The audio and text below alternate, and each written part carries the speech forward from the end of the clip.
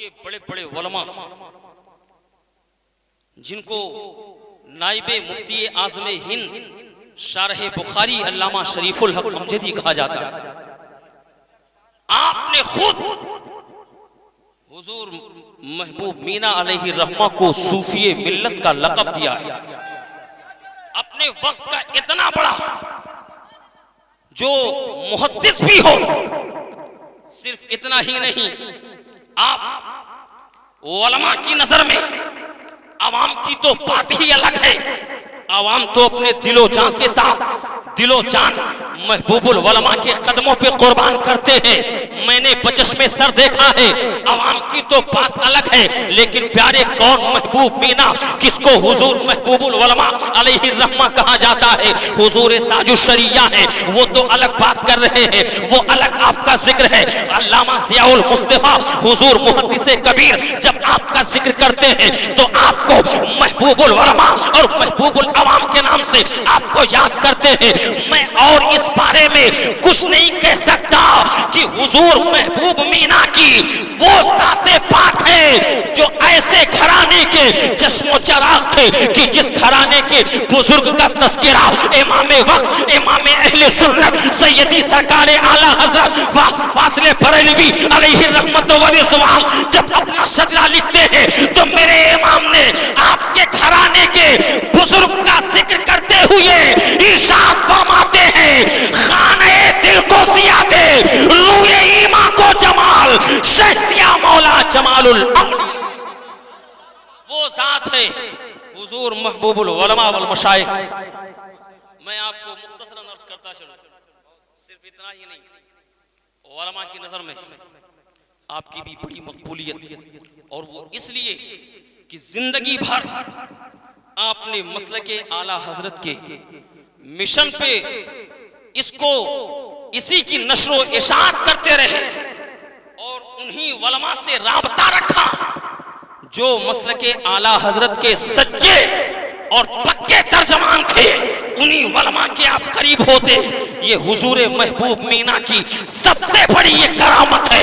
یار اور کیا کہہ دوں میں اس کے علاوہ کہ وہ مرد مجاہد جس نے اپنے عیش و عشرت کی زندگی کو ایک پل میں ٹھوکر مار کر اور اپنے پیر کے حلقے ارادت میں آنے کے بعد پوری دنیا کو یہ دکھا دیا۔ آپ شہر گونڈا کو دیکھ لو، 21 مسجدوں سے زائد میرے محبوب مینا نے تعمیر کرنے کے بعد ہر علاقے میں ایک سنی امام کا انتخاب کیا ہے، ہر علاقے میں مسلک اعلیٰ حضرت کی بات ہوتی ہے۔ گونڈا کے شہر اور اس کے اطراف میں بھی محبوب العلماء نے سنیت کا ایسا پرچم بلند کیا ہے کہ رہتی دنیا تک لوگ یاد کرتے رہیں گے۔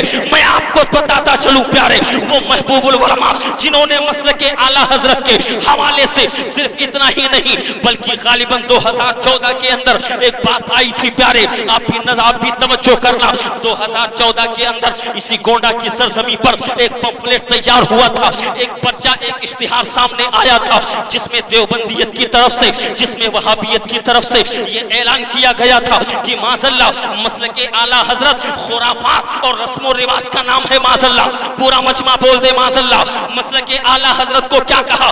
خرافات اور رسم و رواج کا نام ہے مسلک اعلیٰ حضرت۔ پیارے یہ تحریر شہر گونڈا میں گھومتی رہی، شہر گونڈا میں چلتی رہی، لیکن کسی کے پاس جواب نہیں ہے، اس لیے کہ آخر میں نیچے ان پیمانوں نے لکھا تھا کہ جو بندہ مناظرے کے لیے تیار ہو جائے، جو میدان کے اندر آ جائے، اس کو 10 لاکھ ریال انعام دیا جائے گا۔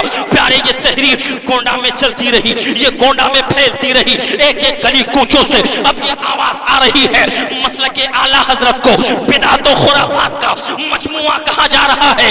لیکن پیارے میں نے بچشمے سر دیکھا کہ یہ تحریر جب مدرسہ مینائیہ کے اس احاطے میں آئی، میرے محبوب مینا کی جب نظر پڑی تو آپ نے اعلان کیا، اے دنیا والوں سن لو، مسلک اعلیٰ حضرت کوئی نیا مسلک نہیں، یہ پرانا مسلکہ ہے، مسلک نعرہ تکبیر، نعرہ رسالت، مسلک اعلیٰ حضرت، مسلک اعلیٰ حضرت، مینائی دولہا، مینائی دولہا، نعرہ تکبیر، نعرہ رسالت۔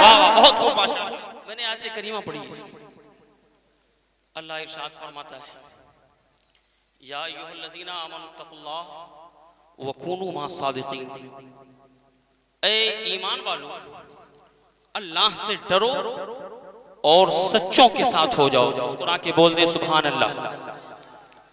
اے ایمان والو اللہ سے ڈرو اور سچوں کے ساتھ ہو جاؤ۔ اللہ سے ڈرنے کا کیا مطلب؟ بندے کے اندر رب کی خشیت، اس کا خوف ایسا ہو، پنج وقتہ نماز کا پابند ہونا، زکوٰۃ جس پر حکم عائد ہو، مالک نصاب ہو، وہ زکوٰۃ ادا کرے، اس کا نام تقویٰ ہے۔ استطاعت ہونے کے بعد حج بیت اللہ فرض ہو تو استطاعت کے بعد جس بندے پر حج فرض ہے وہ حج بیت اللہ کرے، اس کا نام تقویٰ ہے۔ حقوق العباد اور حقوق الالہ کا ہر مسئلے میں خیال کرے، اس کا نام تقویٰ ہے۔ لیکن ایک آگے کا بھی جملہ ہے وَكُونُوا مَعَ الصَّادِقِينَ، اور سچوں کے ساتھ ہو جاؤ۔ یہ بات تو سمجھ میں آتی ہے، اللہ سے ڈرو۔ اللہ سے ڈرنے کا مطلب یہ کہ بندے کے اندر خشیت ہو، خوف خدا ہو، اور نماز، روزہ، حج و زکوٰۃ جو ارکان اسلام ہے ان کی ادائیگی کی ذمہ داری کے ساتھ، اسی کا نام تقویٰ ہے۔ لیکن وَكُونُوا مَعَ الصَّادِقِينَ، اس کا مطلب کیا ہے؟ ایک بات بتاؤں، جو جماعت آج کامیں کر رہی نا، کام کرتی ہے اور گلی گلی نماز کا وہ ورد لگاتی ہے، اور 40 دن کے لیے آتنکوادیوں کی شکل میں جماعتیں نکلتی ہیں، اور یہ گلی گلی پیغام دیا جاتا ہے پیارے نماز اولی پرشش نماز بوت، اولی پرشش نماز بوت، روز محشر کی جان گداز بوت۔ پیارے پہلا سوال نماز کا ہوگا۔ میں نے کہا مولوی صاحب نماز کا سوال محشر میں ہوگا، کبھی قبر کی تو بات کر لیا کرو۔ یہ نماز کا جو مسئلہ ہے یہ سوال حشر میں ہوگا۔ یہاں جو پہلا یار وہی مسئلہ ہے کہ ہائی اسکول ابھی تم نے پڑھا نہیں اور انٹر کی تیاری میں لگے، پہلے کم سے کم یہاں بھی دیکھ لیا ہوتا۔ تو جو لوگ نماز پہ نماز، روزے پہ روزہ، سجدے پہ سجدہ، لیکن آگے جملے سے انکار، اس لیے میرا رب فرماتا وَكُونُوا مَعَ الصَّادِقِينَ، اور سچوں کے ساتھ ہو جاؤ۔ میں مختصراً آپ کو عرض کرتا چلوں پیارے، وضو کے اندر 4 فرائض ہیں۔ وضو کے اندر آپ بھی بول دیں کتنے فرائض؟ یار آپ کی جانکاری میں اضافہ کوئی نقصان نہیں ہوگا اور سیکھنا بھی چاہیے۔ وضو کے اندر کتنے فرائض؟ 4۔ اللہ فرماتا یا ایھا الذین آمنوا اذا قمتم الی الصلاۃ فاغسلوا وجوہکم، اے ایمان والو جب نماز کے لیے کھڑے ہو، نماز کے لیے جاؤ تو پہلے اپنے چہرے کو دھلو۔ فاغسلوا وجوہکم، اپنے چہرے کو دھلو۔ اب یہ سنت طریقہ اور ہے، اور کہاں سے کہاں یہ آپ کو بارہا آپ کو پتہ چلتا ہے، ایک کان کے لو سے دوسرے کان کے لو تک، اور پیشانی بال نکلنے کی جگہ سے نیچے تک جہاں حکم ہے آپ اس کو بارہا سنتے رہتے ہیں اور جاننا بھی چاہیے۔ لیکن میں مختصر عرض کرتا چلوں، پہلا حکم فاغسلوا وجوہکم، اپنا چہرہ دھلو۔ اس کے بعد رب فرماتا وَأَيْدِيَكُمْ إِلَى الْمَرَافِقِ، کوہنیوں سمیت اپنے ہاتھ دھلو۔ وَامْسَحُوا بِرُؤُوسِكُمْ، اور اپنے سر کا مسح کرو۔ وَأَرْجُلَكُمْ إِلَى الْكَعْبَيْنِ، اور ٹخنوں سمیت اپنے دونوں پاؤں دھلو۔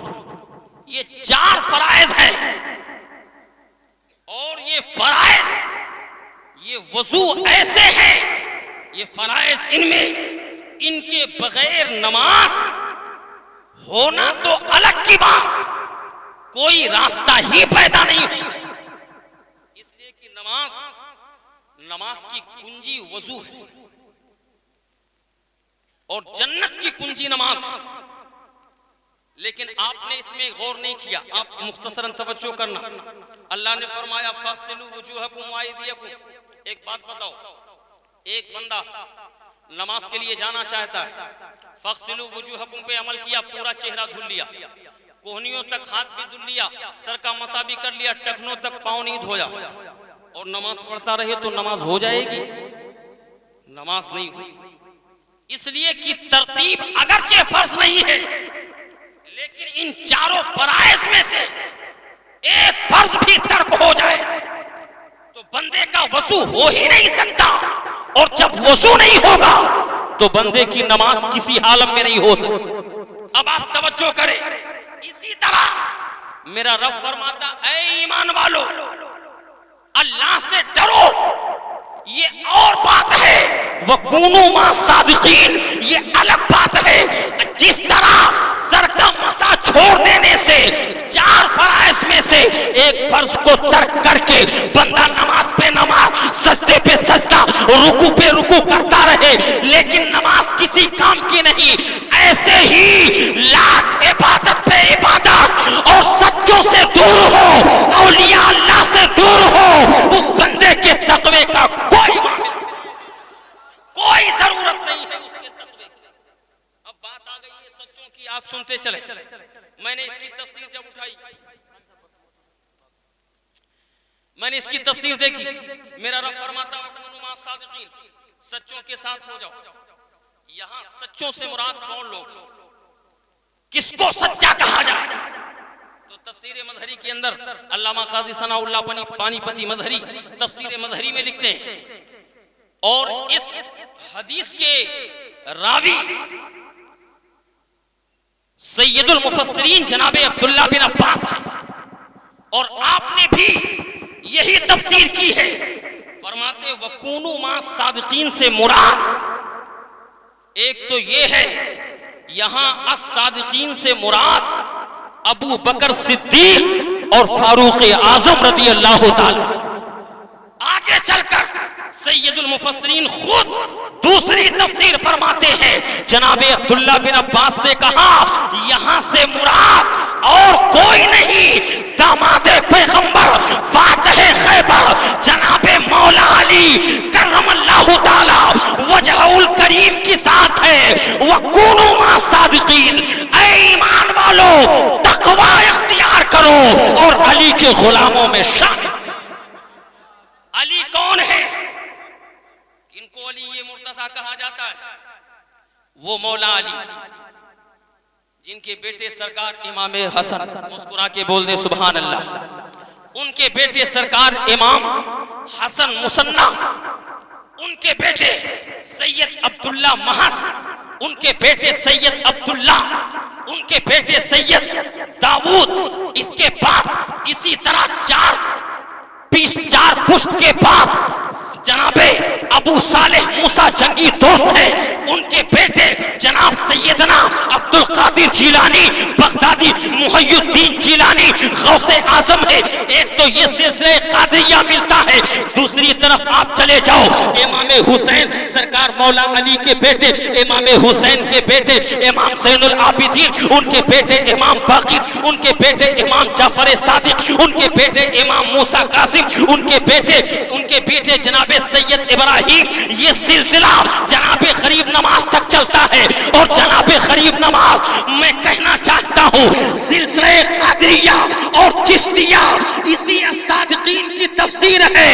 الحمدللہ اس ملک بھارت اور پوری دنیا میں جتنے سلاسل آپ کو ملے گے وہ کہیں نہ کہیں سلسلہ قادریہ اور چشتیہ سے ملتا ہے، سلسلہ قادریہ سے جڑتا ہے۔